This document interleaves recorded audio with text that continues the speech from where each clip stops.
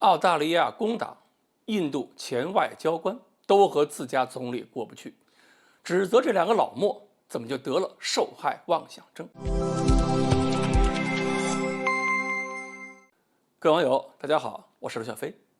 以前呢，我们节目里老说，任何一个国家呀，都不是铁板一块，总有聪明的和不聪明的。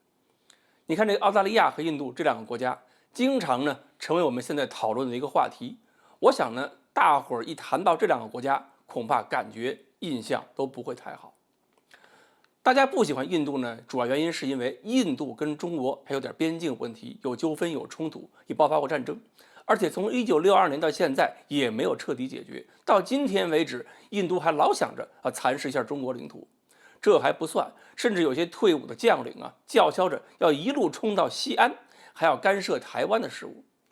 而大伙儿讨厌澳大利亚，是因为澳大利亚和中国距离这么远，我们解决台湾问题跟你澳大利亚有什么关系？凭什么说我们解决了台湾问题就要侵犯澳大利亚的利益？这种远程的麻烦都能找上门。要说这两个国家的共同点呢，也很明显，就是美国在后边在操着盘，在制造和扩大矛盾，然后呢，把这两个国家要作为自己战略利益的落脚点。另外还有一个共同点挺有意思，两个国家的总理，一个莫迪，一个莫里森，都是 M 打头的莫某某，这个挺同步。不过有意思的是，印度和澳大利亚两国呢都有一些个高端的政界人士，不约而同地指出了两个老墨的另一个共同点，就是你们精神状态出了问题，你们俩都病了。印度一个前任外交官，就是叫做巴格拉库马尔，在土耳其跟乌兹别克斯坦当过大使。他前几天写文章就公开发表了，说莫迪政府错得很严重，说老莫现在呢是把印度变成了美国的准盟友，而且给了个理由，说是因为中国的压迫太严重，让印度感觉自己跟美国的利益是一致的，需要美国来支撑印度。这个巴拉德库马尔说，这就是一个典型的受害者式的叙述，而这种受害妄想症的患者总是偏激不可控的。莫迪政府还有他们这个参谋总长嘛，这些人关于冲突不可避免的假设，本身就很有可能为冲突创造条件。而这位前大使还强调，美国把印度拉进了两个四方机制，一个是这个太平洋方向的，一个是西亚的。但是很多印度人因为这个就觉得美印关系非常重要。不过你得好好想一想，这个机制仅仅是美国在两个地区的仆从国集团，你印度真的以为自己在美国心中有多高的地位了吗？最后西亚那么多国家，东亚那么多国家，最后怎么跟中国发展亲密关系还不一定，反正是你印度自己冲在最前面，倒霉的就是你自己。澳大利亚那边呢，对抗的更激烈了，现在是在野的工党跟莫里森在互相攻击。工党出身的前总理基廷就骂莫里森，已经骂了1年多了，骂他搞坏了中国澳大利亚关系，买了几艘核潜艇，这么点力量，无非就是相当于在山上扔几根火柴，这点本事就想吓唬中国吗？而工党现任的领袖阿尔巴尼亚也骂莫里森政府根本不知道自己在干什么。工党二把手说，中澳过去70年了，从来没有谁跟莫里森政府一样，搞得两国没有实际交往，这一切都要莫里森负责。